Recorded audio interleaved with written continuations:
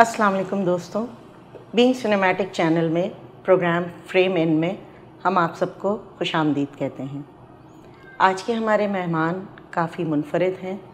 शहर कराची के लिए इनकी खिदमात बेशुमार हैं। जनाब सैयद सलाउद्दीन साहब, अस्सलाम वालेकुम। वालेकुम सलाम जी। कैसे हैं सर आप? अल्हम्दुलिल्लाह जी, थैंक यू वेरी मच।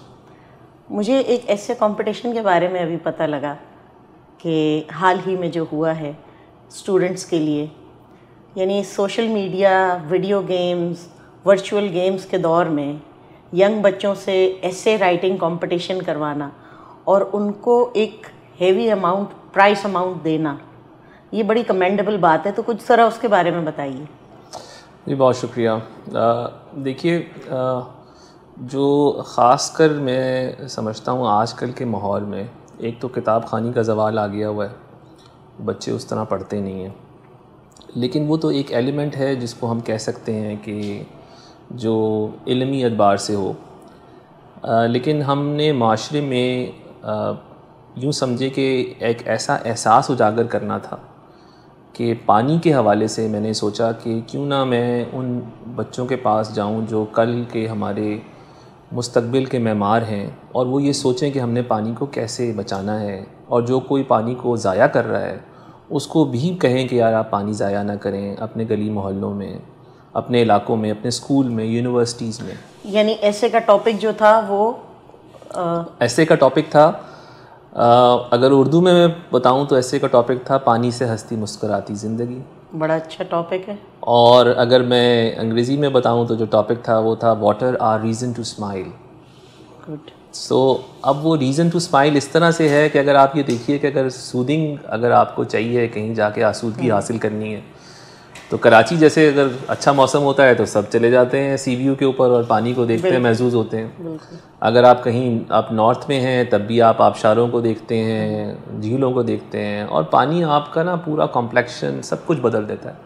यहाँ तक कि आपको ये अंदाज़ा है कि आपकी स्लीप थेरेपी भी वाटर से होती है।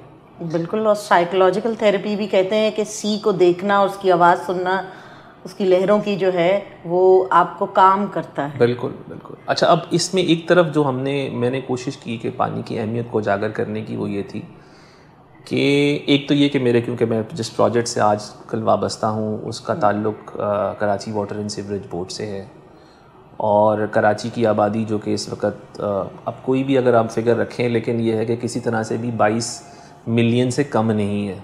बिल्कुल। तो अगर हम उस तरह सोचें तो इसका मतलब ये है कि पर कैपिटा हर शख्स को पानी का ख़ास ख्याल रखना, क्योंकि यहाँ पे जो अब अवेलेबल पर कैपिटा जो पानी है वो आपका आधा मिल रहा है जो हमारी रिक्वायरमेंट्स है। अच्छा, इसमें देखिए, इसमें WHO का जो वर्ल्ड हेल्थ ऑर्गेनाइजेशन है उसका एक स्टैंडर्ड है 54 gallons per capita per day. ठीक, हम उससे काफ़ी दूर हैं। हम कहते हैं कि 25 से 30 गैलन्स भी मिल जाए तो ठीक है, लेकिन अब कच्ची आबादियाँ ऐसी हैं जहाँ पे इससे भी बहुत कम पानी जो है वो मुयस्सर है। कुछ वो जो सोर्स पे अवेलेबल हैं उनको मिल जाता है, नीचे वालों को नहीं मिलता। आप अक्सर ह्यू एंड क्राई मिलता है वेस्ट में, कराची वेस्ट में, कराची साउथ में, और इसके अलावा किमाड़ी के इलाके हैं, कोरंगी के इलाके हैं जहाँ पे नहीं मिल रहा पानी।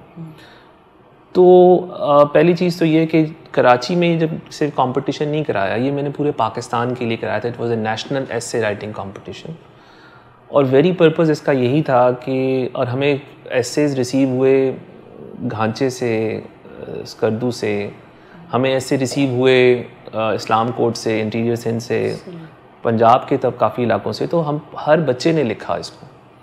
तो मेरी कोशिश ये थी कि हर तरह की पार्टिसिपेशन हो, लोग लिखें और ओरिजिनलिटी लेकर आएँ। क्या एज क्राइटेरिया था? जी, स्कूल के बच्चे लिखें, स्कूल के क्लासेस क्लास 3 से लेकर 2 से लेकर वट एवर इट इज़ 4 तक लिखें, क्लास 10 तक लिखें, फिर इसी तरह कॉलेजेस के थे, फिर यूनिवर्सिटीज़ के थे। तो हमने कहा जी 30 साल तक के बच्चे जो है ना इसमें शिरकत कर सकते हैं। अच्छा, एक बड़ी इंटरेस्टिंग बात ये थी कि हम बड़े हुए अपने बचपन में, हमने मुस्तफ़ा हुसैन तारड़ साहब के प्रोग्राम को देखा जब वो सुबह की नशरियात में आते थे। बिल्कुल। तो वो ड्राइंग्स बच्चों की जो है ना वो शेयर किया करते थे कि ये देखें जी, ये फ़लाना बच्चे ने बनाया और इतना खूबसूरत से, बड़ी मेहनत से बनाई है।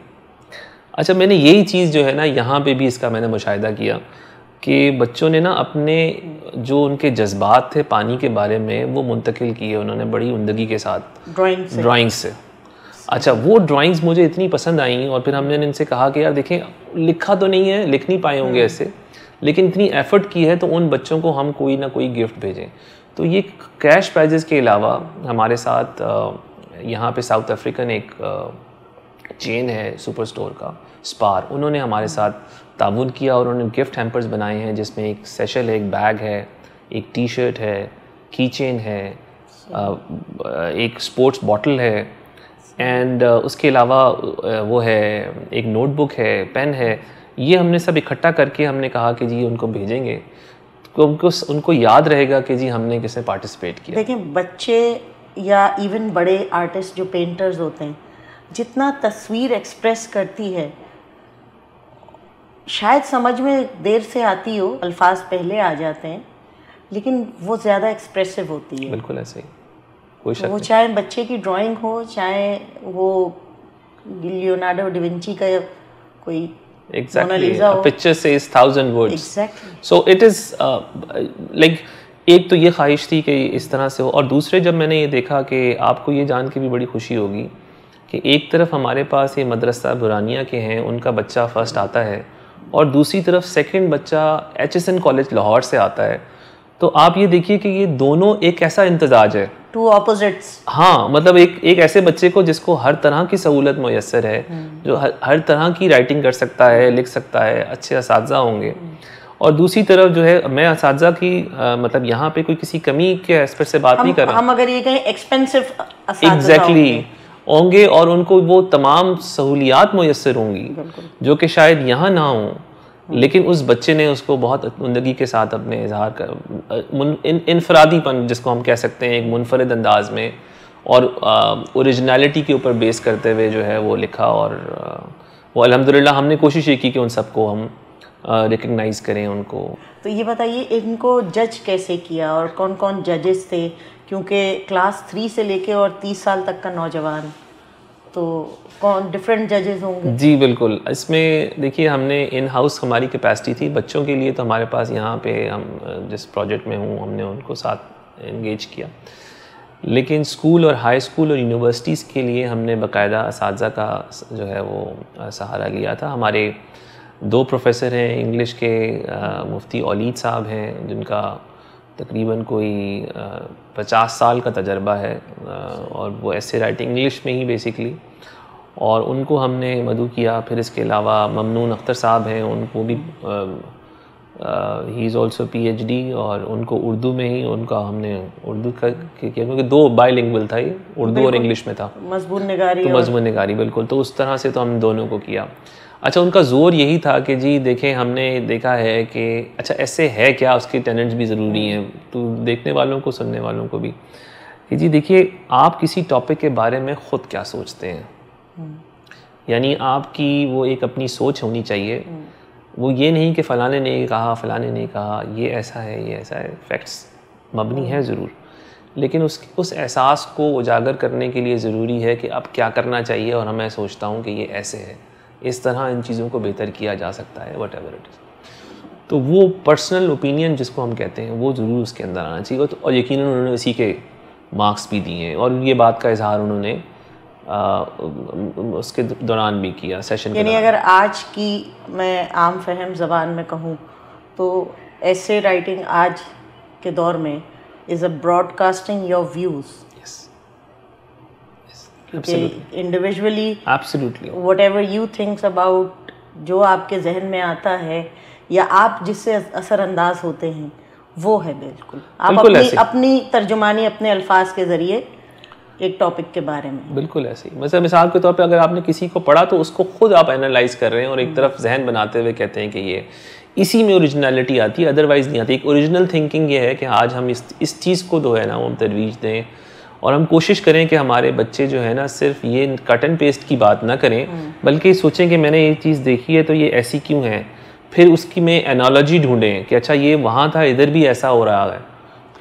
एक्चुअली ये चीज़ शायद इसलिए है बिकॉज अब बहुत बड़ी विंडो दुनिया की खुल गई है गूगल के ज़रिए। जी जी जी। तो अब रिसर्च बढ़ गई है कि वो रिसर्च रिलेटेड मटेरियल ज़्यादा आपको बता देते हैं बजाय इसके कि खुद एनालाइज करके उस पर लिखें। तो चलिए, अब जजेस जो आपने कहा तो उसमें यानी उर्दू के जजेस अलग थे कि उर्दू का उर्दू से ही कंपटीशन था और इंग्लिश का इंग्लिश? जी जी बिल्कुल ऐसे ही किया हमने। ये नहीं मिक्स किया कि जी कोई वो मिसाल के तौर पे एक कम्पीट कर रहा हो दूसरे उर्दू वाले के ऊपर तो वो अलग हो जाए। तो हमने इसी तरह से मैंने ये बताया कि first second third prizes universities colleges और स्कूल के रखे, और उसमें से पहले वाले आने वाले तलबा या जो हैं में उनको हमने इनामात में 50,000, सेकंड को 30,000, थर्ड को हमने 20,000, और उसके अलावा 20 इनामात हमने ऐसे रखे जो बहुत सारे ऐसे करीब करीब होंगे एसेज जो फर्स्ट सेकंड थर्ड आ सकते थे, तो हमने उनके लिए भी 10-10 इनामात उर्दू में और इंग्लिश में दोनों में रखे।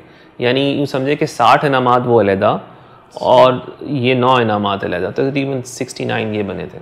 इसमें गवर्नमेंट स्कूल्स, मदरसे और private schools, universities, even private भी सब इंक्लूडेड? सब ने इंक्लूड किया। अच्छा, मैं आपको बड़ा इंटरेस्टिंग है, मैं आपको थोड़ा सा बताता हूँ। देखिए जैसे ये मदरसा बुरानिया मदरसा है, ये फर्स्ट आता है स्कूल्स में, HSN आता है, फिर एक बहबूद भी है जो बहबूद फाउंडेशन वगैरह ये लोग चला रहे हैं। सो लेट्स यानी इसका इम्तिजाज़ को आप देखिए कि जिस बच्चे ने खुद कोशिश करके कहीं से लिखा है वो कहीं से भी आ रहा है। NAD यूनिवर्सिटी की बच्ची जो है वो आती है यूनिवर्सिटीज़ के उसके अंदर। सिमिलरली डॉ हेल्थ साइंसेस से भी बच्ची आती है। तो ये सारे मतलब आप यूँ समझें कि आपको नज़र आ रहे हैं कि इंस्टीट्यूट जो कहीं इस वक्त हमारे माशरे में कब काम हासिल कर चुके हैं वहाँ से भी बच्चे निकल कर आ रहे हैं। लेकिन ये सिर्फ यहाँ तक नहीं है, मीरपुर ख़ास से, सक्खर से, वो भी इनामात में शामिल हैं। तो यानी इन्हीं इनामात में जो मैं 69 की बात कर रहा हूँ इनमें शामिल हैं, और बहुत सारे ऐसे भी हैं जो इस वक्त पंजाब के ऐसे जो नहीं आ सके। और ऑफ कोर्स हमारा मकसद तो ये था कि पूरी पाकिस्तान से ये शिरकत करें, लेकिन ज़ाहिर है यहाँ से ट्रैवलिंग भी और फिर बहुत ज़्यादा चीज़ें होती हैं, उनको हम कोशिश करेंगे उनके घर तक हम वो पहुँचा दें, उनको इंशाल्लाह ताला उनकी अमानत है वो पहुँच जाएगी। सही। अच्छा, आपने और भी कराची के लिए काम किया, ये तो वाटर रिलेटेड और एजुकेशनल रिलेटेड, यूथ को कनेक्ट करने वाला, लेकिन आपने एक और तरीके से यूथ को कनेक्ट किया। बिल्कुल। देखिए, एक तो ये है कि मैं तकरीबन पौने 2 साल यहाँ पे कराची में एज ए DC साउथ रहा, और साउथ यूँ समझें कराची का एक ऐसा अहम डिस्ट्रिक्ट है जिसके अंदर ना सिर्फ के अहम इमारतें मौजूद हैं, अदालतें मौजूद हैं, इंस्टीट्यूशंस मौजूद हैं, बल्कि पुरानी मार्केट्स मौजूद हैं। 101 मार्केट्स हैं यहाँ के अंदर, और पुराना कराची यहाँ बसता है। तो हमारे लिए जो सबसे मुश्किल यहाँ पे मरहला था वो ये था, कराची के लोगों को जब अमन बहाल हुआ तो हम किसी ऐसी तरफ लेके जाएं, ऐसी हेल्दी एक्टिविटी की तरफ लेके जाएं जहाँ वाकई में वो यूनाइटेड हों और वो फील करें कि वाकई में हम एक पुरअमन फ़ज़ा में जी रहे हैं और हम उसको इंजॉय कर रहे हैं। अच्छा, उसके लिए मकसद ये था कि चलो क्या किया जाए। तो फिर हमने कराची में पहली दफ़ा जो है वो कराची सिटी मैराथन कराई, और वो 2019 में कराई, और उसका बहुत अच्छा रिस्पॉन्स मिला हमें। और मैं बल्कि मशकूर हूँ कि आर्ट्स काउंसिल ऑफ पाकिस्तान ने भी उसमें अपना हिस्सा डाला, और हमें मतलब वहाँ से हमारे पास कंट्रीब्यूशन इज़ म्यूज़िशियन की सूरत में और अदाकार की सूरत में, हमने परफॉर्मर्स की सूरत में, कंपेयर की सूरत में सब आए, और led from the front president भी आए, शाह साहब, अहमद शाह साहब भी आए, और हम सब इकट्ठे थे। वो बहुत हमने ना बहुत एक तो ये कि उसको यानी इंटरनेशनल लेवल पे रिकग्निशन मिल गई। अच्छा, वैसे तो मैराथन होती है 42 किलोमीटर्स की, ठीक है, हमने तो ये 10 किलोमीटर की रखी थी। ये तो एक तो ये कि पाकिस्तानियों में ख़ास करके कराची वालों को सुबह जल्दी उठा के भगाने की भी आदत डाली। दूसरी कोशिश ये थी हमारी, असल में ये सिटी ऑफ लाइट्स है, ये जी देर तक जागता है तो देर तक उठने की आदत है। लेकिन चलें वो जवानों में, लेकिन मैं आपको बताऊं यहाँ बहुत सारे ग्रुप्स हैं जो कि बॉर्न टू रन हमारा एक ग्रुप है। तो सरदार साहब हैं, वो बड़ा अच्छा, उनका एक छोटा सा क्लाउड है जिसके अंदर बच्चे रजिस्टर्ड हैं भागने। तो इनमें इस तरह के बहुत लोगों ने हमें अप्रोच किया, और आप यकीन करें उस वक़्त जो हमने ख़ुद कराई कोई 3,500 के करीब रजिस्ट्रेशन आई, और उसके बाद सेकेंड ईयर में मैंने दोबारा कराई 2020 के अंदर, उसमें 5,000 से ज़्यादा लोग थे। और आपको ये जान के बहुत खुशी होगी कि इंटरनेशनली इसको इस तरह रिकग्नाइज़ किया गया कि माइलो जो इंटरनेशनल ब्रांड है उसने इसको कम्प्लीटली टेक ओवर कर लिया जी। एंड देन वो कोई मतलब मेरे ख़्याल में कि जिस तरह की वो हमने एक बुनियाद डाली, और मुझे खुशी इस बात की है कि अभी दौरे हाज़िर में जो हमारे कमिश्नर कराची हैं उन्होंने फिर इसको आगे बढ़ाया और थर्ड कमिश्नर कराची भी हुई।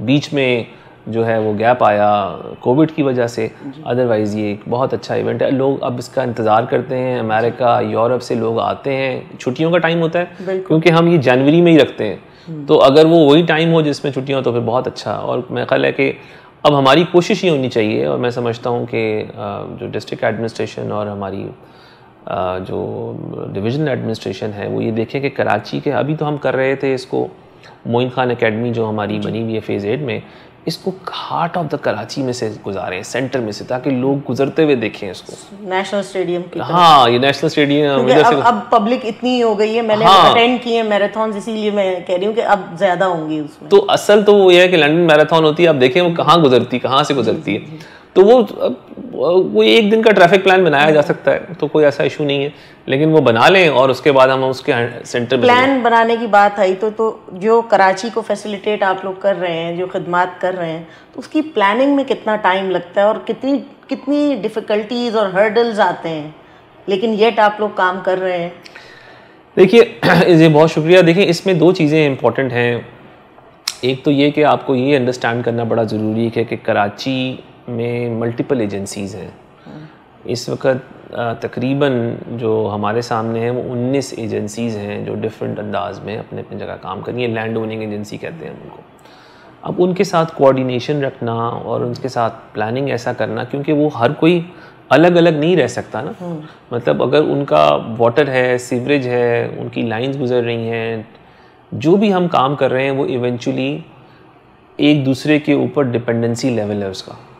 तो ये एक बहुत बड़ा चैलेंज है। ये जितने जो मेगा सिटीज़ हैं इनके बहुत बड़े बड़े चैलेंजेस होते हैं, तो वो यकीनन हमें इश्यूज़ आते हैं। अभी आप ये देखिए कि जैसे कराची का ही जो मास्टर प्लान है वो बनना बहुत ज़रूरी है। अब उस मास्टर प्लान में हर चीज़ आ जाती है, तो हम उसका एक कंपोनेंट कर रहे हैं जिसको हम water and sanitation master plan है, वो हम बना रहे हैं। वो इंशाल्लाह ताला वर्ल्ड बैंक के ताउन से मेरे इस प्रोजेक्ट में शामिल है, और उसकी जो है वो पूरी एक स्टडी होगी जो 2 साल चलेगी, और हम अपडेट करके उस मास्टर प्लान को 2047 तक, जब पाकिस्तान इंशाल्लाह ताला 100 साल का हो जाएगा इंशाल्लाह ताला, तो हमारी ख्वाहिश ये है कि अब जैसे आपने देखा कि कराची के अंदर K4 जो एक बहुत बड़ा मंसूबा है पानी के लिए, और वो भी फेजेस में होना है, मरहलावार होना है।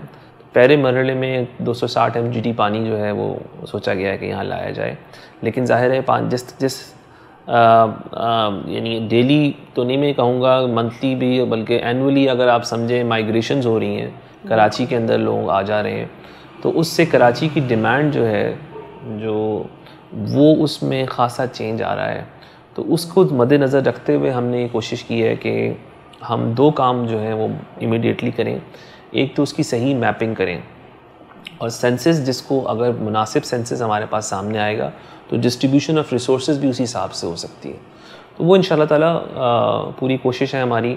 फिर आपने ये भी देखा होगा कि यहाँ पे कराची में फ्लडिंग हो जाती है, अर्बन फ्लडिंग हो जाती है, और अभी भी इसकी तरफ निशानदेही की गई है कि ये मुमकिन है कि शायद ऐसा हो जाए। कराची के हालात बेहतर होने के बाद, पीस होने के बाद, आपने इंटरटेनमेंट के लिए भी कराची के काम किया। जो कराची की ओल्ड बिल्डिंग्स हैं, या ओल्ड जो सबसे ओल्डेस्ट फूड स्ट्रीट है बर्न्स रोड, जहाँ सारे बड़े सग़ीर के लोग माइग्रेट करके आए और उन्होंने अपने बिजनेसेस स्टार्ट किए, और वो फ्लेवर, वो टेस्ट जो हिंदुस्तान और दिल्ली का था वो पाकिस्तान में दिया। आपने उसको रिवाइवल दोबारा से किया है, उसके बारे में बताइए। जी, इसमें देखें 2 बातें बड़ी अहम हैं। एक तो ये कि दुनिया में आप जाएं ना तो पेडेस्ट्रियन स्ट्रीट्स होती हैं, और आप वहाँ पे गाड़ियाँ अलाउ नहीं होती, बल्कि आप चलें, जिस तरह इसमें पेडेस्ट्रियन में खाने भी आप वहाँ खा सकते हैं, फूड स्ट्रीट्स होती हैं। अच्छा, इसका क्रेडिट जो है ना, मेरे बाद जो डिप्टी कमिश्नर आए उन्होंने इसमें बहुत ज़्यादा किरदार अदा किया और हमने इसकी तरफ सोचा। मैं थोड़ा सा इसलिए बताता हूँ क्योंकि 2 स्ट्रीट्स ऐसी थी जिनकी तरफ मेरी तवज्जो रही during the currency of my tenure. एक मैंने सोचा कि यार क्यों ना हम बोर्ड बेसन को एक अच्छा एक मॉडल मार्क जो है वो फूड स्ट्रीट बनाएं, और उसके लिए हमने काम भी किया। उसमें उसको पहली हमारी एक इंटरनेट जो है फ्री एक्सेस के तौर पे वाईफाई के तौर के ऊपर हमने वो मार्केट बनाई। फिर वो ब्लू जैकेट की तरफ मैं भी आऊँगा, आपको बताऊँगा कि हमने वहाँ क्या काम किया, लेकिन वो उधर भी हमने उसको किया। और इवेंचुअली हमारा मकसद ये था कि वहाँ पे भी लोग पेडेस्ट्रियन के तौर पे यूज़ आए, मतलब वहाँ गाड़ियाँ भी खड़ी हो जाती हैं, बाकी भी सारा होता है, तो बड़ा मुश्किल है। कोई एक तरफ से आ रहा है वो दूसरी तरफ से भी जा रहा है, तो हमने उसको कोशिश की कि वो एक तरफ से एंट्रेंस हो, एक तरफ से एग्ज़िट हो। वो तो उधर की बात हुई। सिमिलरली हमारी ये ख्वाहिश थी, और मैं यास्मीन लारी साहिबा को इसका बल्कि क्रेडिट दूँगा कि उन्होंने पहले ये जहन में लाया कि जी क्यों ना हम इनको पेडेस्ट्रियनाइजेशन की तरफ लेके जाएं, और ये देखें कि क्यों ना ये जो हमारी खालिदीना हॉल है उसके पीछे की स्ट्रीट है उसको कन्वर्ट किया जाए। फिर उसके लिए हमने शुरू किया। मतलब ये नहीं समझें कि पहले हमने नोटिफिकेशन किया, फिर दुकानदारों से बातचीत की, और इसमें आपने जनरल पब्लिक की भी राय ली, जी बिल्कुल, खवातीन की राय ली स्पेशली, कि जब अगर ये वॉकवे होगा पेडेस्ट्रियंस के लिए होगा, उनकी सेफ्टी सारी चीज़ें, क्योंकि मैं उस रिसर्च का हिस्सा रही इसलिए मुझे ये बात मालूम है। जी बिल्कुल। अब देखिए मैंने उस हद तक उसको, जब हम कहते हैं ना कि पेडेस्ट्रियन बनाने के लिए के हद तक तो मैंने काम किया, ये ऐसा ही है कि जैसे आप एक जगह कहीं छोड़ के जाएं तो दूसरा उसको वहीं से स्टार्ट ले। तो जो हमारे डिप्टी कमिश्नर थे इरशाद हैं जो मेरे पास बाद में आए, उन्होंने फिर उसको पाया तकमील तक पहुंचाया, और वो बहुत अच्छा बहुत खूबसूरत एक मेरा ख्याल में एक इनिशिएटिव है जिसको हमने देखा बनते हुए अपने सामने। अब इसी तरह के इनिशिएटिव्स मेरा ख्याल है कि हमें बाकी जगहों पे भी लेने चाहिए और बाकी डिस्ट्रिक्ट्स में भी होने चाहिए। लेकिन ये इतनी पुरानी, क्योंकि देखिए अगर मैं सिर्फ बर्न्स रोड की बात करूं तो बर्न्स रोड पे फूड स्ट्रीट तो मशहूर थी है, और वहाँ के खाने भी, लेकिन जो उसको आपने एक दोबारा से लुक दिया, उनकी आर्काइव, वो जो बिल्डिंग्स और सारी चीज़ें, उनकी मरम्मत, उसकी खूबसूरती, कि जो जैसी अगर कोई पुरानी हेरिटेज है उसको वैसा ही रख के, तो पहले तो हम जा रहे हैं एक किसी भी दुकान में कोई भी चीज़ ख़रीद के खाने के लिए या जैसे भी हालात, लेकिन ये जो इन्वायरमेंट की दोबारा से आपने क्लीनिंग और हेरिटेज बरकरार रखने के साथ आपने उसको कोई कंटेम्प्रेरी लुक नहीं दिया, बिल्कुल वो कमेंडेबल चीज़। बिल्कुल। देखिए इसमें तो ये देखिए ये ऐसा है जैसे कि रिसेप्टिव होना चाहिए तमाम इदारों की तरफ से भी, और मेरा ख्याल में माशरे की तरफ से भी, सिविल सोसाइटी की तरफ से भी, और यही हुआ। अब आप देखें उस तरह पे उसमें मियावाकी फॉरेस्ट उन्होंने लगवाई, और मैं जो मैडम यास्मीन लारी हैं उनका ये विज़न था कि जी हम और इसमें हमारी तरफ से, गवर्नमेंट की तरफ से और गवर्नमेंट के इदारों की तरफ से फुल सपोर्ट होनी चाहिए। और मैं समझता हूँ कि यहाँ ही नहीं बल्कि अगर आप आगे जाके देखें तो वो पीपल स्क्वायर है उसको बहुत अच्छा बनाया है। फिर उसके बाद आगे उस पूरे जोन को, हमारा एक और वर्ल्ड बैंक का प्रोजेक्ट है जो कराची नेबरहुड इम्प्रूवमेंट प्रोजेक्ट के नाम से है, और वो वहाँ पे उसने बहुत काम किया है उधर। तो हमारी तो देखें, आप यकीन करें कि इस कराची में ना हर जगह आपको इन ग्रीन बेल्ट्स की ज़रूरत है। मैं डीएमसी ईस्ट में रहा एज ए एडमिनिस्ट्रेटर, और पता नहीं आप लोगों में से किसी का जाना हुआ है वहाँ पे, नहीं कि तब्बा चौरंगी है यहाँ पे ही हमारे, और उसके साथ ही एक जौहर पार्क था। वो जौहर से कम जौहड़ पार्क ज़्यादा नज़र आता था। जब मैंने वहाँ देखा जाके एडमिनिस्ट्रेटर, तो मैंने कहा यार ये तो बहुत, इसको हम अच्छा कर सकते हैं। तो आप यकीन जानें कि बहुत थोड़े से अपनी मदद आपके तहत, वहाँ एक PSO का पंप है, उसको मैंने कहा कि तुम पेंट करोगे, पीछे एक मदरसा है बुरानिया वाला का, उनसे मैंने कहा कि जी आप एक ट्रैक बना देते हैं। एक साहब को हमने कहा कि हम प्लांटेशन कर देते हैं। तो हमने कहा यार देखें, जो उस मोहल्ले के रहने वाले हैं उन्होंने ही आगे बढ़े और लगना शुरू हुआ, और थोड़ा तो मैंने सिर्फ अगर एज ए एडमिनिस्ट्रेटर वहाँ पे किया तो सिर्फ लाइट्स लगाई, दैट्स इट। और एक लोगों का ट्रस्ट बिल्ड करना, इसीलिए तो उन लोगों ने इनिशिएट लिया, और वो इतना खूबसूरत पार्क बना। और फिर मैंने कराची के कमिश्नर थे उस वक्त शोएब अहमद सिद्दीकी साहब, उनको मैंने मदऊ किया और उन्होंने फिर उसको इफ्तिताह भी फरमाया। तो मेरे नज़दीक तो ये है कि इस तरह के हमें इनिशिएटिव लेने चाहिए। और आजकल के दौर में ख़ास करके मैं समझता हूँ हमारे पास अच्छे डिप्टी कमिश्नर्स हैं इस वक्त कराची में, और नुमाया तौर पे जो डिप्टी कमिश्नर सेंट्रल हैं अभी ताहा सलीम, उनके अंदर ये विज़न है वो पार्क्स को ब्यूटिफाई करने का। और मैं समझता हूँ कि अगर इस तरह के नौजवानों को और अच्छे उनको मौका दिया जाए, अफसरों को भी और सिविल सोसाइटी उनका हाथ थामे। नौजवानों का जिक्र किया तो जो आपने एक वॉलंटियर का, जी बिल्कुल, वो भी मैं आपको बताता हूँ, बड़ा इंटरेस्टिंग है ये भी। आप देखिए कराची के अंदर ना तकरीबन कोई 12,500-13 हज़ार टन कचरा जनरेट होता है। तो अब उसमें से एक मैंने क्योंकि थोड़ा सा वाबस्तगी रही मेरी Sindh solid waste management board के साथ भी, लेकिन जब मैं डिप्टी कमिश्नर साउथ बना तो मैंने इसको गेज करना शुरू किया कि हम ये कर क्या रहे हैं इस कचरे के साथ। तो इवेंचुअली ये पता चला कि जी वैसे तो खैर हम कचरा जनरेट करते हैं, लेकिन हमारे पास कोई मैकेनिज़्म नहीं है कि हम लोगों को बता सकें कि भाई ये एक बिन रखो, उसके अंदर डालो कचरा, गली जो है वो मत फेंको। अच्छा, उसके ऊपर फ़ाइन भी इम्पोज कराने की कोशिश की जानी चाहिए। दूसरी इम्पॉर्टेंट बात यह है कि अगर आप ये माशरे के अंदर ये शऊर लाएंगे कि पहली बात तो ये कि आपने अपने कचरे की ज़िम्मेदारी खुद उठानी है, दूसरे कम्युनल बिन मौजूद हैं, आप उस कम्युनिटी बिन्स के अंदर डाल दें। अगर डोर टू डोर कलेक्शन की सहूलत कहीं नहीं है तो आप कोशिश करें गली मोहल्ले के लोग मिल के ये काम करें। तीसरा इम्पॉर्टेंट है कि आप देखिएगा हमारी जितनी मार्केट्स हैं उसमें लोग प्लास्टिक के रैपर्स, पर्चियाँ, कार की पार्किंग की पर्चियाँ वहीं छोड़ देते हैं। अब वो पूरा एक गन बन जाता है। अच्छा, अब ये रोज़ का अमल सुबह दोपहर शाम का है सफाई, तो ये मुमकिन नहीं है कि आप किसी माशरे में रह के इतनी मैन पावर यानी इनफरादी कुव्वत जो है वो आप वहाँ ले आएँ और वो सिर्फ सफाई करती रहे, नहीं मुमकिन है। सो हमें अपने आप को डिसिप्लिन करना था। तो इसके लिए मैंने कोशिश ये की कि क्यों ना हम एक वॉलंटियर फोर्स क्रिएट करें जो गली गली मोहल्लों में लोगों को ना सिर्फ सोशल मोबिलाइज करके ये बताए कि आपने कचरा सिर्फ कचरा कुंडियों में ही डालना है, जगह जगह कचरा बाहर नहीं निकालना। ये सारा काम किया हमने, और एक ब्लू जैकेट जो है वो हमने कैंपेन स्टार्ट की जो साउथ से हमने शुरू की, और जिससे हमने कई कच्ची आबादियाँ, मोहल्ले वो साफ़ किए, उसकी ओनरशिप ली। तो मैं समझता हूँ कि ये चीज़ भी जो है ना वो अब प्रोपेगेट होनी चाहिए और हर गली मोहल्ले में जाने। देखिए ये बिहेवियरल चेंज से आएगा। आज ये मुमकिन नहीं है कि नालों की सफाई हम हर साल क्यों करते हैं। मतलब एक मिसाल है कि हमें हर साल नाले की सफाई के लिए फ़ंड्स मुख्तस करने पड़ते हैं, हर साल हमें उसके अंदर जाना पड़ता है एक एक्सरसाइज के अंदर। और लेकिन अगर हम देखें कि वो कितने फ़ंड्स हम कर रहे हैं, क्योंकि जो गली मोहल्ले के लोग नालों के करीब रह रहे हैं वो वहाँ से अपना कचरा सीधा उस नाले के अंदर फेंकते हैं। अब ये शऊर उनके अंदर डालने की ज़रूरत है कि भाई अगर आप नीचे जा रहे हैं उस वक्त जाते हुए गली मोहल्ले में सामने फेंक दें। इतनी सहूलत सिर्फ आपको है कि अगर आप एक डस्टबिन अपने पास रख लें, कम्युनिटी बिन रख लें ताकि हम उस पर जाएं। तो ये मेरी एक छोटी सी काविश थी जो कि खासी कामयाब रही है डिस्ट्रिक्ट साउथ के हद तक, और तकरीबन 1500 वॉलंटियर्स उस वक्त रजिस्टर हुए। मैंने तमाम मीडिया पे जाके ये बात की कि हमारा असल हल इसमें है कि हम माशरे में वो अवेयरनेस लेकर आएँ कि जी ये कचरा हमने गली मोहल्लों में नहीं फेंकना। तो यूथ से कनेक्ट होने की एक वजह कहीं ये भी तो नहीं कि आप काफ़ी यूथफुल हैं, आप एक स्पोर्ट्समैन हैं?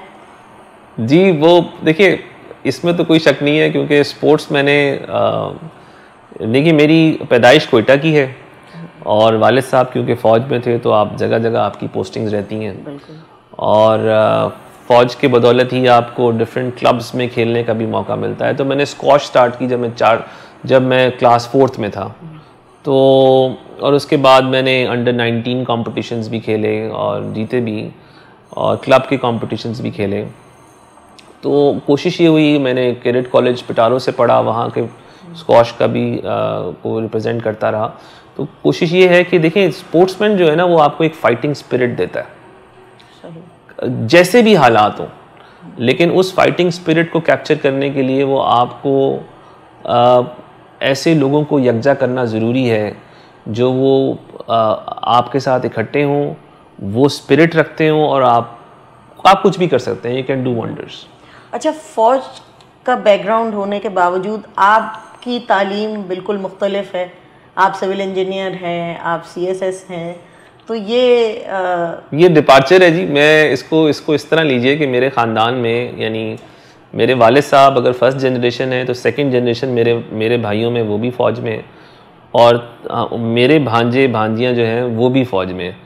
तो अब इस चीज़ से अंदाज़ा लगा सकते हैं कि मैंने तो खैर यूँ समझे ये डिपार्चर ही किया, क्योंकि मेरी ख्वाहिश ये थी कि मैं अदर देन मतलब इसके और भी ज़्यादा मतलब वजूहात हो सकती हैं किसी और के उसमें, लेकिन मेरी ज़ाती तौर पे ये थी कि जी मैं किसी और इदारे में जाके जो है वो मुल्क की खिदमत कर सकूं। और यकीन जानिए कि मेरा ओढ़ना बिछोड़ना इस मुल्क से ही है। मेरे साथ मैंने जब NED में पढ़ा तो मेरे साथ के 4 हम लोग जो है वो स्टूडेंट्स थे और दोस्त थे, वो आज अमेरिका में हैं, कोई कनाडा में हैं, बहुत अच्छी पोजीशंस पर हैं। लेकिन मैं बहुत अपने आप को मुतमईन फ़ील करता हूँ कि मैंने इस मुल्क के लिए जो कुछ किया, जितना कुछ भी किया, जितना हिस्सा भी डाला, मैं मुतमईन हूँ। आपने तो अवाम के लिए डाला ना, आप उन इदारों में आ गए जो अवाम के लिए डायरेक्ट काम करते हैं।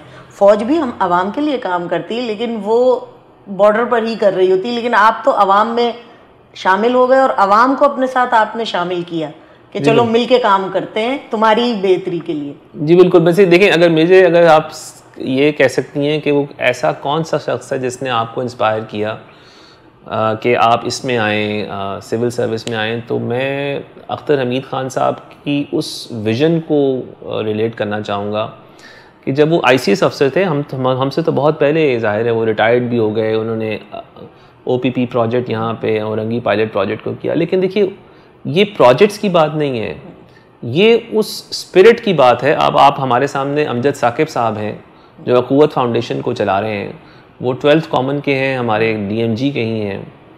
तो वो कमिटमेंट कहाँ से आई?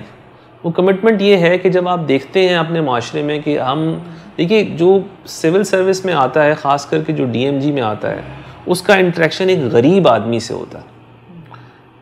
अमीर आदमी से इंटरेक्शन शायद हो सकता होगा तो इनकम टैक्स वालों का होगा, या हो सकता है तो कस्टम्स वालों का होगा। हमारे चेहरे पे मुस्कुराहट तब आती है जब मैं कहता हूँ मेरे पैसे पूरे हो गए इन टर्म्स ऑफ मेरी सैलरी के। वो ये है कि मेरे पास अगर एक गरीब आदमी चल कर आए, और मैं आपको एक बड़ा इंटरेस्टिंग एक वाक़या इसमें बताता हूँ। मैं असिस्टेंट कमिश्नर था, गुजरांवाला की एक तहसील है जहाँ पे आज तक कोई DMG का अफसर पोस्ट नहीं हुआ था, नौशहरा विरका नाम है, शायद सुना भी नहीं होगा आप लोगों ने। और उस तहसील के अंदर जब मैं जाके बैठा तो बहुत ही मखदूर सी इमारत थी जो शायद ऐसा लग रहा था कि आज गिरी तो कल गिरी। बैठा, लेकिन होता है कि इंसान जैसे इतनी पढ़ाई करने के बाद इस जगह पहुँचे और फिर सीट पे पहली पोस्टिंग थी, आप ये भी याद रखिएगा। तो मैं उस पर बैठा हूँ तो बंदा कहता है कि यार देखो पता नहीं पहली पोस्टिंग मुझे ऐसी मिल गई जिसके अंदर ना कुर्सी ठीक ना छत ठीक। तो मैं बैठ गया वहाँ पे। जो साहब जा रहे थे, एक XPCS के अफसर थे हमारे, तो उन्होंने कहा सर यहाँ पे इतना काम है नहीं, आप हफ्ते में 3 दिन भी आ जाएं तो गुजारा हो जाएगा। अच्छा, मैं सिर्फ आपको बताना चाह रहा हूँ कि उसका तूल और अर्ज़ इतना था कि तकरीबन कोई 20-22 किलोमीटर अगर एक सिरे से लेके दूसरे सिरे तक का फासला था।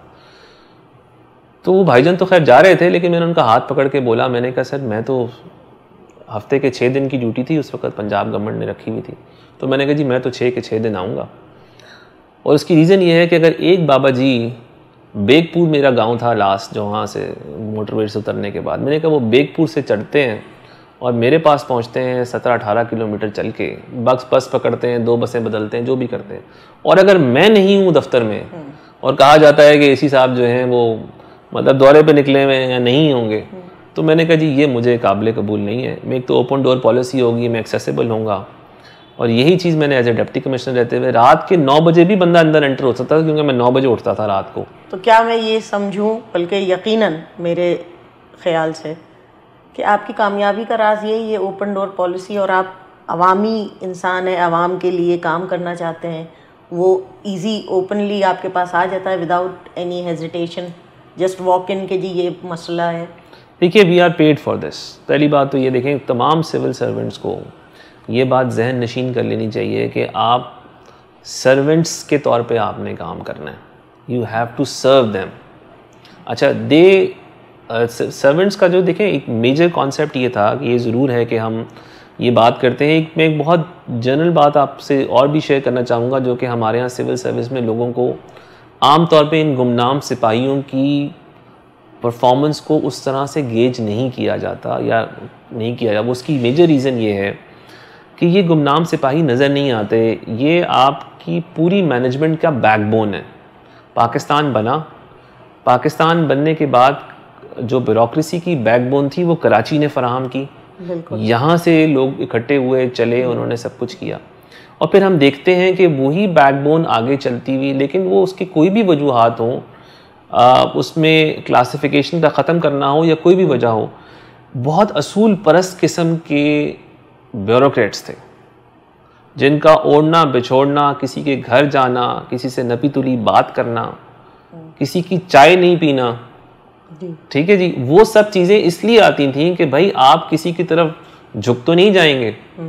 तो ये एलिमेंट जो है ना, ये बहुत काउंट करता है। और मैं आज भी आने वाले जो हमारे सिविल सर्वेंट्स हैं, मैं उनको ये बताता हूँ, मैं ये कहता हूँ कि देखिए हमारी बहुत सारी अपॉइंटमेंट्स अपनी जगह होती हैं जो किसी भी तरीके से राइट कनेक्शन से शायद किसी को मिलती हों, लेकिन आपने अपने असूलों के ऊपर कोई कॉम्प्रोमाइज़ किए बग़ैर, ख़ासकर बिल्कुल इक्विटी के साथ, और उससे ज़्यादा अपनी तमाम तर तवज्जो उस तबके की तरफ रखनी है जो शायद पीछे रह गया है या जिसको आपको सख्त से ज़्यादा ज़रूरत है। और मेरा ख़्याल है कि इस प्रोजेक्ट के ज़रिए ही मेरी कोशिश है इस वक्त कि कच्ची आबादियों में जो हमारे लोग रहते हैं उनको हम कोई ऐसी सहूलत दे सकें, जिसके लिए मैं बहुत मशकूर हूँ हमारी तमाम सिविल सोसाइटी का। मैंने एक प्रोग्राम किया था जिसमें से तकरीबन कोई 35 के करीब कच्ची आबादियों में काम करने वाली NGOs हमारे साथ आईं और उन्होंने कहा कि जी जहाँ जहाँ आप काम करेंगे, यानी हमारे साथ कंसोर्शियम बना दिया उन्होंने, जहाँ जहाँ आप काम करेंगे वहाँ हम आपके साथ मौजूद होंगे। सो अब आप ये देखिए कि अगर मैं आज एक कच्ची आबादी यहाँ उठाता हूँ और 35 NGO उस कच्ची आबादी में आ जाती हैं और काम करके बाहर निकलती हैं, तो उस पर क्या इम्पैक्ट होगा? बहुत अच्छा इम्पैक्ट होगा। सिमिलरली इज़ दी केस कि हमने फिर यूनिसेफ के साथ रब्ता किया, यूनिसेफ हमारे साथ आ गई। तो हमारी ख्वाहिश ये है कि मैं पिछले 1 साल से इस प्रोजेक्ट से वाबस्ता हूँ कि किसी तरीके से हम उन रहने वाले लोगों को भी ना सिर्फ ओन करें बल्कि उनको सहूलत दें। वो ये ना फील करें कि यार यहाँ ये सहूलत है, हमारे पास ये सहूलत क्यों नहीं है। हाँ, आप जो सहूलत दे रहे हो, आपके पास सहूलत को गेज करते हुए उनके पास जितना अफोर्ड कर सकते हैं उसके मुताबिक वो अफोर्ड करके उस टैरिफ दें, उसकी यूज़र चार्जेस दें, चार्जेस सारे दें। और मैं आज आपको ये बात बड़े वसूख से कह सकता हूँ कि कच्ची आबादी में रहने वाला भी आज पानी के लिए 1500 रुपये, 1000 रुपये दे रहा है। डेफिनेटली दे रहा है। मतलब ये मैं महाना बात कर रहा हूँ, ये बहुत नीचे की फिगर बता रहा हूँ। 2500 भी दे रहा है, कोई 2000 भी दे रहा है। डिफरेंट फिगर्स मेरे पास आई हैं सर्वे के बाद। लेकिन अगर मैं उसको 500 रुपये में देने के लिए कोशिश करता हूँ, तो फिर मेरी उनसे दरख्वास्त है कि आगे बढ़ें, इस मॉडल को बनाएं और इंशाल्लाह ताला हम कामयाब होंगे। मैं हमेशा उस तरह सोचता हूँ कि ग्लास के अंदर पानी आधा भरा हुआ है, ये आधा खाली नहीं है। अच्छा, आप इतने मसरूफ़ रहते हैं, अभी हम जब आपके इंटरव्यू के लिए भी आए तो कंटिन्यूसली आप काम कर रहे थे अपने दफ्तर में, तो ये बताइए कि फैमिली को कब टाइम दे पाते हैं, या फैमिली की कोई अगर शिकायत या ये गिला ही रहता है गिला रहता है। देखिए उसमें ये बात बिल्कुल सही है। मैं समझता हूँ कि असिस्टेंट कमिश्नर बनने के बाद कोई लम्हा ऐसा नहीं है कि जो मैंने अपनी ज़िंदगी में 24 घंटों में से 18 घंटे सरकार की नौकरी को ना दिए हों। लेकिन सरकार की नौकरी को इबादत समझ के किया है, ऑनेस्टली स्पीकिंग। इसमें एक तो सेटिस्फेक्शन है, दूसरी ये कि कोई ये किसी का एहसान नहीं, आई गेट पे फॉर इट। मतलब मैं ये नहीं कह रहा, लेकिन मैं उससे सेटिस्फेक्शन बहुत ड्रॉ करता हूँ। बहुत सारे लोग हैं जो कहते हैं यार ज़िंदगी में सेटिस्फेक्शन कैसे मिलती है, दमानियत जिसको हम कहते हैं, वो कैसे आती है। वो मैं समझता हूँ कि वो कहीं ऐसी नहीं है कि आप कुछ किसी बड़ी वेकेशंस पे चले जाएं, कुछ और कर दें। वो छोटी छोटी खुशियों से ही आती हैं, और वो एक टेंजिबल चीज़ें, तो बड़े बड़े प्रोजेक्ट से भी नहीं आती हैं। भी मैं आपको बता दूँ, वो छोटी छोटी खुशियों से आती हैं, और वो खुशियाँ वही हैं जो कि आप देखते हैं। बल्कि वो अशफाक हुसैन साहब की जो बात मुझे याद आती है वो यही है कि जी वो कि दिलों में ज़िंदा रहने वालों के लिए वो हैं जो लोगों का ख्याल रखेंगे। तो मेरा ये ख्याल है कि आइडियली स्पीकिंग फैमिलीज़ ने तो खैर अब ये इंटरनलाइज कर लिया है कि ये तो हमारे हाथ से चला गया है, तो वो हमें खुद ही कुछ ना कुछ करना पड़ेगा। लेकिन मैं कोशिश करता हूँ कभी कभी, यानी जो इनके साथ कभी मूवीज़ चले गए, देख ली साथ में इकट्ठे। तो किस तरह की मूवीज़ आपको पसंद है, या फेवरेट एक्टर कौन है? हाँ, अभी तो खैर आजकल के ज़माने में जैसे हम अपने अभी तो इस वक्त हम टॉप गन देख रहे हैं और मैवरिक को देख के हम अपने पुराने टाइम पे चले गए हैं टॉप गन 1 पे। लेकिन ये कि ऑनेस्टली स्पीकिंग मैं बहुत सिलेक्टिव मूवी, बहुत ज़्यादा नहीं कि जी सब, एक तो वक्त नहीं मिलता, लेकिन ये है कि जितना भी वक्त मिलता है पाकिस्तानी मूवीज़ भी देख लेते हैं, अच्छी कोई अगर मूवी आई हो तो वो भी देख लेते हैं। तो अभी मैं इंतज़ार कर रहा हूँ, मुझे किसी ने बताया है कि कायद-ए-आज़म जिंदाबाद बड़ी अच्छी मूवी है और हमसे बड़ी रिलेटेड है, तो उसको देखेंगे इंशाल्लाह ताला जाके। सही, गुड। तो क्योंकि आपकी मूवी की सिलेक्शन मुझे बहुत अच्छी लगी, यानी फ़नून लतीफ़ा से भी आपको शगफ़ है, तो शायरी, क्योंकि अशफाक साहब का भी आपने नाम लिया, तो मैं असल में देखिए मैं हूँ सिविल इंजीनियर, सिविल इंजीनियर्स को NED से पढ़ा हूँ और NED में शुरू में पहले साल में थोड़ा सा मतलब पाकिस्तान स्टडीज़ को और इस्लामियात को इनको पढ़ाया जाता है जो बेसिक है। बाद में मैथ्स की भरमार हो जाती है ना, मैथ्स ही मैथ्स पढ़नी है आपने, तो बड़ा मज़ा आता है, चलें आपने पढ़ लिया निकल गए। जब मैंने सिविल इंजीनियरिंग करने के बाद 5 साल काम करने के बाद CSS की तरफ आया तो मेरे पास 2 चॉइसेस थी कि क्या मैं सब्जेक्ट्स कौन से लूँ, वही सब्जेक्ट जो साइंस सब्जेक्ट्स हैं, मैथ्स, फिज़िक्स, केमिस्ट्री वगैरह के सब्जेक्ट्स और ये हो, या इससे कुछ हट के लूँ। तो आप यकीन जानें कि मैंने उर्दू ली, मैंने सोशियोलॉजी ली, मैंने फॉरेस्ट्री ली और मैंने जोग्राफ़ी लिया।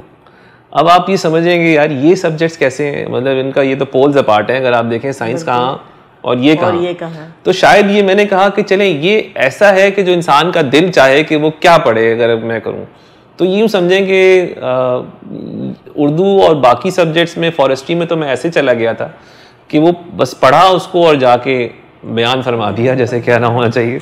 तो लेकिन इसमें कुछ थोड़ा सा मेरे ख्याल में मैं अपने असातिज़ा की को का थोड़ा क्या बल्कि बहुत सारा क्रेडिट उनकी तरफ देता हूँ कि उन्होंने हमारे अंदर वो शायद वो हिस्स डाली कि यार इसको पढ़ो, इस पे तबसरा करने की कोशिश करो, लिखो। और मैंने क्लास 2 से तख्ती लिखी है। मैंने जैसे बताया कि प्राइमरी मैंने आगाज़ की फेडरल गवर्नमेंट पब्लिक स्कूल जिसको हम FG पब्लिक स्कूल कहते हैं, और लोरालाई में मेरा पीला स्कूल था। पीला स्कूल इसलिए कि पीला शलवार कमीज़ पहन के आप वहाँ जाते थे, टाट पे हम बैठे हुए होते थे। गवर्नमेंट स्कूल बावजूद इसके कि मेरे फादर जो हैं वो गैरिजन कमांडर थे उस वक्त। मैं सिर्फ आपको ये बताना चाह रहा हूँ कि हमारे वालिदैन ने हमारे अंदर वही इनकलकेट किया कि आपके लिए कोई स्पेशल जो है वो नहीं होगी, ट्रीटमेंट नहीं होगी। नहीं थी उस वक्त, कुर्सियाँ नहीं मौजूद थी, उन्होंने मंगवानी थी, नहीं मंगाए थे। मैं तो क्लास 2 की बात बता रहा हूँ, छोटा सा था तो ज़ाहिर है बैठ के उन्होंने कहा जी गैरिजन कमांडर साहब का बच्चा है तो बैठना है, तो उन्होंने कहा जी ठीक है। वो बैठे, चटाई थी, चटाई पे बैठ गए। उसके बाद कुछ अरसे बाद, कुछ 10-15 दिन बाद कुर्सियाँ आ गई, वो सबको मिल गई, जो भी मामला था वो चल रहा था वो हो गया। तो लेकिन तख्ती भी लिखी, तख्ती लिखी। अच्छा, वो बाकायदा दवात दे के कि यार आपने ये काम करना है तो लिखें। तो मैं ये बात बता रहा हूँ 1984 की। एंड उस वक़्त हमने जिस स्टेशन पे हम मौजूद थे वहाँ टीवी नहीं आता था। लोरालाई में थे, PTV का एक बूस्टर बाद में लगा आके, और वो 90 मिनट्स के जो हम झलकियाँ आती थी मैचेस की, वो बड़ी मुश्किल से किसी तरह से हम देख पाते थे। तो खैर ये तो एक स्पोर्ट्स के एलिमेंट से ज़रूर मैं आपको एक थोड़ा सा बता दूं कि वो तो एक तरफ था ही, लेकिन असातिज़ा ने एक्चुअली, मैं कंटिन्यूसली पढ़ता रहा FG पब्लिक स्कूल में ही, और आखिरी मेरी जो FG पब्लिक स्कूल जो है वो कैंट पब्लिक कराची है यहाँ पे जो उसमें था, और वहाँ पे असातिज़ा ने बाकायदा वो उर्दू के लिए बाकायदा ख़त को देखना, उसको ठीक करना, वो पूरा सिखाया कि जी और मज़ीद भी आप बेहतर कर सकते हैं। तो वो एक तरफ हमारे, मैं कहूँगा कि ज़रूर उन्होंने। और दूसरे पर जब मैं पिटारो चला गया, कैडेट कॉलेज पिटारो, तो हमारे वहाँ उर्दू के प्रोफेसर थे, प्रोफेसर अनीस अहमद, और उन्होंने हमें जो है ना वो इस तरफ बहुत ज़्यादा राग़िब किया कि जी आप, मतलब हम नॉर्मल डिस्कशन किया करते थे कि पढ़ रहे हैं तो कहते थे बताओ इसमें किस तरह से क्या। तो मेरा ख़्याल है कि अगर हम जैसे कैसे ना किताब घर वाले अंदाज में बैठ के बच्चों को पढ़ाएं ना, तो मतलब कुछ मुमकिन नहीं है कि वो तब्दीली ना आए। मेरे वालिद पढ़ाते रहे हैं और बहुत पुराने मतलब he is a senior army officer, 1960 में ही जॉइन आर्मी। वो बाद में उन्होंने ड्यूरिंग उसके दौरान ही पढ़ाई की तरफ भी शगफ रखा, लेकिन वो फिर पाकिस्तान स्टडीज़ पढ़ाना शुरू हुए और मास्टर्स भी किया उसके अंदर। तो कहते हैं कि क्लास के अंदर ये सूरत हाल थी कि तिल धरने की जगह नहीं थी। यानी बच्चे पाकिस्तान स्टडीज़, अब आप ये ज़रा सोचिए कि उधर कहाँ वो लोग समझते हैं कि चलो यार इस क्लास में नहीं, थोड़ा सा जो है वो चले जाओ, इस क्लास को हम स्किप कर सकते हैं। लेकिन अगर वो class over and above the capacity भी रहती थी, तो ये डिपेंड करता है उस उस्ताद के ऊपर, उस बताने वाले के ऊपर कि वो कितना इंटरेस्ट इसमें डालते हैं। देखिए ये बहुत अच्छी बात आपके असातिज़ा ने आपको आपकी लैंग्वेज और आपकी कंट्री से, मट्टी से जोड़ के रखा, हिस्ट्री से उसकी जोड़ के रखा। हालांकि इतनी पुरानी पाकिस्तान की हिस्ट्री नहीं है, लेकिन बड़ी दर्दनाक भी है, मोटिवेशनल भी है और बहादुर भी है। बिल्कुल, क्योंकि मेरा भी बड़ा फेवरेट सब्जेक्ट है पाकिस्तान स्टडीज़, और अभी भी कहीं मुकाबले हो रहे होते हैं तो मैं कहीं ना कहीं से जीत जाती हूँ। नहीं, बिल्कुल सही बात है। अच्छा, एनईडी में रहते हुए, क्योंकि जितना मैं एनईडी को जानती हूँ, एक कज़न मेरे वहाँ के बड़े मशहूर प्रोफेसर थे डॉक्टर नोमान, एक कज़न मेरे वहाँ के बड़े फेमस इंजीनियर थे आसिफ बरनी। तो मुझे ये बताइए कि म्यूज़िक से दिलचस्पी ना हो, ये हो नहीं सकता, क्योंकि जितने पाकिस्तान में जो बैंड कल्चर है, कराची से सबसे ज़्यादा हुआ और कराची में एनईडी से हुआ, तो ये तो मुझे नहीं लगता कि आप में म्यूज़िक का टैलेंट ना हो। हाँ, बिल्कुल सही बात है। देखिए इसमें ऐसा है कि मैं थोड़ा सा गाना बजाने की तरफ तो नहीं, लेकिन गुनगुना ज़रूर थोड़ा बहुत लेते हैं। अब उसमें थोड़ा सा हुआ ये था, हमारे एलिमेंट ये था कि जैसे ही हमने यूनिवर्सिटी में आए तो हमने देखा अली हैदर साहब हैं, इतना अच्छा गाते हैं, हमारी यूनिवर्सिटी के हैं। हमने कहा जी बहुत ज़बरदस्त। फिर हमने एक तरफ देखा यूनिवर्सिटी में क्रिकेटर्स भी नज़र आए, म्यूज़िक वाले भी नज़र आए, तो वो यकीनन आपको, आप दोनों तरफ उसको जो है ना वो रिलेट करते हैं। तो फिर आपका फेवरेट सिंगर कौन है? देखिए मैं अब आज भी अपने टाइम को तो मरूम हो गए, वाइटल साइंस के नंबर 1 आदमी जुनैद जमशेद साहब को मैं रेट करता हूँ, और मैं उनको उनके, जब अब हम यूनिवर्सिटी में होते थे हम उन्हीं के गाने गाते थे और हम उनको आइडलाइज करते थे कि हमारे नज़दीक अगर कोई नौजवानों में कोई नौजवान हो सकता है, उतना खूबसूरत नौजवान और इतना अच्छा, यानी हर तरह से बैलेंस बंदा उसकी पर्सनालिटी के हवाले से, तो हम उसको उनको बहुत ज़्यादा रेट करते थे। और उसके बाद अगर वैसे देखूं तो मतलब डिपेंड करता है मूड के ऊपर। मुझे पाकिस्तानी सॉन्ग्स ही बेसिकली, मतलब मैं आई एम पेट्रियाटिज्म की बात नहीं है, लेकिन पेट्रियाटिज्म से ज़्यादा कोशिश ये होती है कि यार आप वो सुनो जो कि आपको वैसे ही महसूस करे। देखें, म्यूज़िक में पाकिस्तान बहुत जिद्दत लेके आया है, और जिसको हम कहते हैं फ्यूजन के रॉक और क्लासिकल को, वो सिर्फ पाकिस्तान ने मिलाया है, और उसके ये प्राइवेट यंगस्टर्स बैंड्स ने प्राइवेटली किया है, जिसमें वाइटल साइंस तो मैं समझती हूँ कि वो one of the pioneer bands of Pakistan.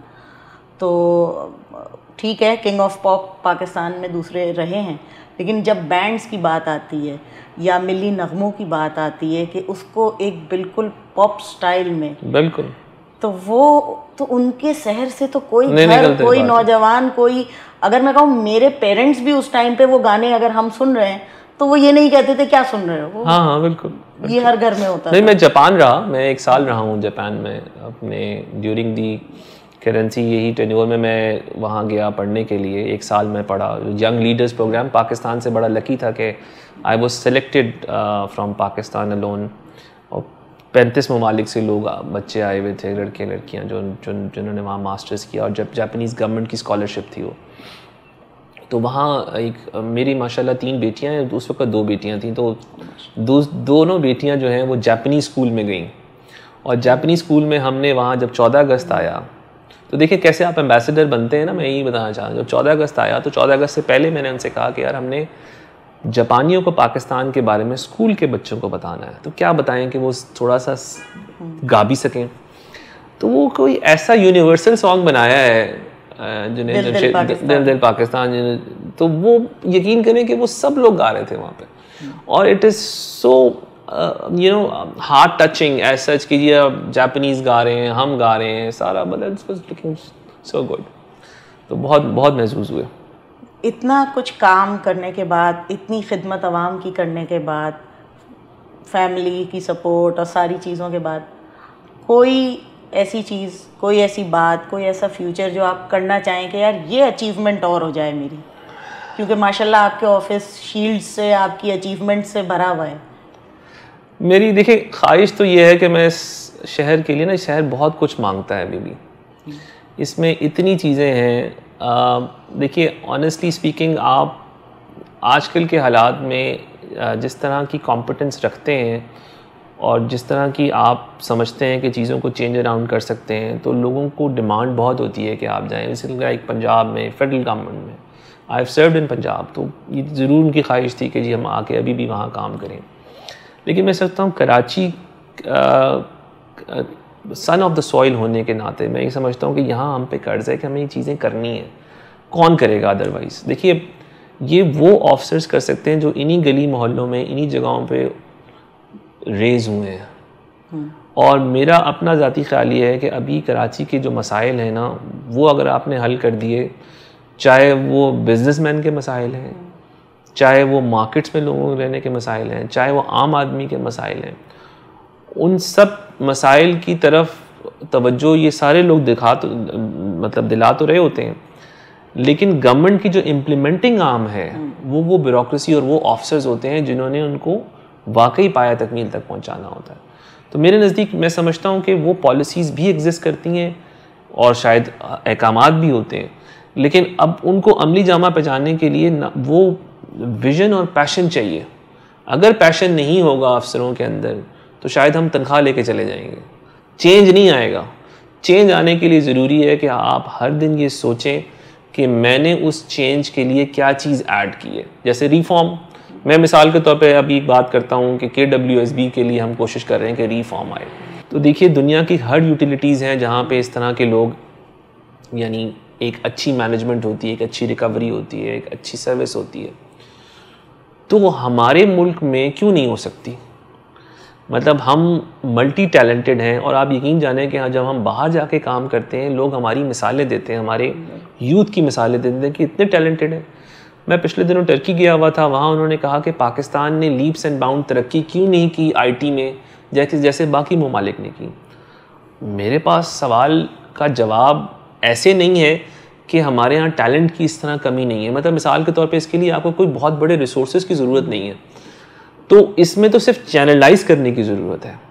और मैं समझता हूँ कि अब पाकिस्तान में वो पोटेंशियल जिसको हम अभी प्रॉपर तरीके से अनलॉक करना चाहते हैं, यंग ऑफिसर्स के अंदर वो यकीनन वो कैपेबिलिटी है, ब्यूरोक्रेसी में वो कैपेबिलिटी है, वो ये सब कुछ कर सकती है।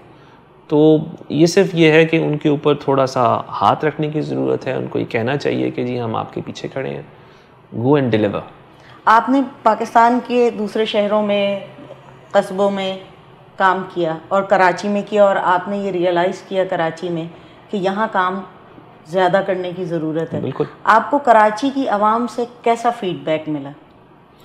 देखिए कराची की आवाम जो है ना, बहुत ज़्यादा रिस्पॉन्सिव है। मैं अपने तौर पे कहूँ कि यहाँ अगर आप थोड़ी सी बात करें ना, जैसे मैंने आपको बताया मैराथन किया, ब्लू जैकेट किया, सिनर्जेटिक डेवलपमेंट कच्ची आबादियों का करने जा रहे हैं, ये लोग तो निकल के आना चाहते हैं। अब आ जाती है बात सस्टेनेबिलिटी की, जब हम कहते हैं ना कि यार वो चीज़ कायम और दायम रहे और मुस्तकिल मिजाजी के तौर पे चले उसके अंदर आपके, उसके लिए आपको ना छोटे छोटे चैम्पियंस बनाने हैं, जिसको हम कहते हैं बेबी चैम्पियंस। बेबी चैम्पियंस क्यों ज़रूरी हैं? देखिए ये एक कोई भी इदारा किसी फ़र्द की वजह से नहीं चलता। अगर चले गए तो आप अच्छा चला, नीचे चला जाएगा, आप मौजूद हैं तो अच्छा चलेगा, नहीं। सवाल ये पैदा होता है कि आपने अपने जैसे कितने बनाए हैं। हमने हमारी सर्विस में भी बहुत सारे ऐसे लोग हैं जिन्होंने अपने बहुत अच्छा किरदार अदा किया है, वर्ल्ड बैंक्स में रहे हैं, बाकी जगहों पे रहे हैं। मेरा तो सिर्फ एक सवाल है, जितने भी लोग हमारे जो एक्सेल पे हो सकें उनसे कहें कि क्या आपने अपने नंबर 2, नंबर 3, नंबर 4 बनाए हैं? तो फ्यूचर में क्या हम एक्सपेक्ट करें कि आपके मज़ीद प्रोजेक्ट्स में इसी तरह के कॉम्पिटिशन्स, एस्से या यूथ से रिलेटेड कुछ चीज़ें होंगी? जी बिल्कुल, मेरी ख्वाहिश है कि ये जो हमने कंपटीशन कराया है एस्से का, ये मुतवातिर अगले सालों में भी रहे। और आपको ये जान के खुशी होगी कि वर्ल्ड बैंक ने भी इसको ओन किया, यूनिसेफ ने भी ओन किया, बाकी हमारे इदारों ने भी ओन किया है। तो रीत डालनी थी, वो मैंने डाल दी है। बाकी मैं समझता हूँ कि अगर मुस्तकिल बुनियादों पर ये इदारा जिसमें हम इस वक्त बैठे हैं, ये अगले 10 साल इसने रहना है, तो कोई भी शख्स आए, मैं नहीं होऊंगा, हम जैसा कोई होगा, तो जो भी शख्स आए वो इसको फिर आगे चलाए। तो यानी आप एनुअली इसको एक ब्रांड बनाना चाहते हैं? जी बिल्कुल। ये कंपटीशन होता रहे जिससे इस इदारे और सोसाइटी जो इस इदारे का काम है उसको बिल्कुल बिल्कुल, ये पूरी ख्वाहिश होगी हमारी इंशाल्लाह ताला। और मैं समझता हूँ कि देखिए, मसाइल जो हैं किसी माशरे में, वो माशरे में लोगों के रहने की वजह से ही बनते हैं, और उन मसाइल का हल, जिसको हम इमरानियात में अगर हम कहें, तो उन मसाइल का हल उन माशरे में रहने वाले लोगों ने ही देना होता है। वो कैसे मुमकिन होगा? वो ऐसे मुमकिन होगा कि हमें अपने अपने जो इंटरेस्ट हैं उनमें कहीं ना कहीं कॉम्प्रोमाइज़ करके, ट्रेड ऑफ करके दूसरे के इंटरेस्ट को भी सोचना पड़ेगा। इसी तरह मुआशरा जो है वो परवान चढ़ता है, इसी तरह मुआशरे में एक दूसरे के लिए बर्दाश्त आती है और एक दूसरे की फ़िक्र जो है वो उजागर होती है। तो मैं समझता हूँ कि अगर हम ये सारे काम करें तो कोई मुमकिन नहीं है कि हम अपने तमाम अहदाफ ना हासिल कर सकें। यूथ को एक मैसेज, और उसके बाद हम उस मैसेज पे अपना प्रोग्राम ख़त्म करेंगे, बताइए। देखिए, यूथ को मैं सिर्फ इतना कहना चाहूँगा कि आपके अंदर बेतहाशा पोटेंशियल है, और वो पोटेंशियल सिर्फ ट्रिगर करने की देर है। मिसाल के तौर पे अगर आप ये जानते हैं कि आपकी किसी भी एस्पेक्ट में आप अच्छे हैं, नुमाया हैं, आप उसमें उसको मज़ीद पॉलिश कीजिए। लेकिन चाहे वो हुकूमत है, चाहे वो ब्यूरोक्रेसी है, चाहे वो कोई और दीगर इदारे हैं, उनका साथ दें और आगे बढ़ें। मुल्क की तरक्की के लिए सबसे ज़्यादा अहम काम जो हमने करना है वो सिर्फ मेहनत करनी है। मैं ऑनेस्टली स्पीकिंग आपको बताऊं, जो मुल्क पीछे रह जाते हैं वो सोते नहीं हैं, और उसके लिए सिर्फ मैं ये कह सकता हूँ और जो इख्तिताम इस पे कर सकता हूँ कि मुसाफिर शब में उठते हैं जो जाना दूर होता है। अगर हमने आगे जाना है, we should be very much dedicated on our task. Thank you, बहुत शुक्रिया Salahuddin sahab. Thank you very much. Being cinematic के चैनल को सब्सक्राइब कीजिए। हमारे फ्रेम इन प्रोग्राम को देखने का शुक्रिया, हमारे गेस्ट का शुक्रिया। इंशाल्लाह अगली एपिसोड में एक नए गेस्ट के साथ मिलेंगे। खुदा हाफिज़।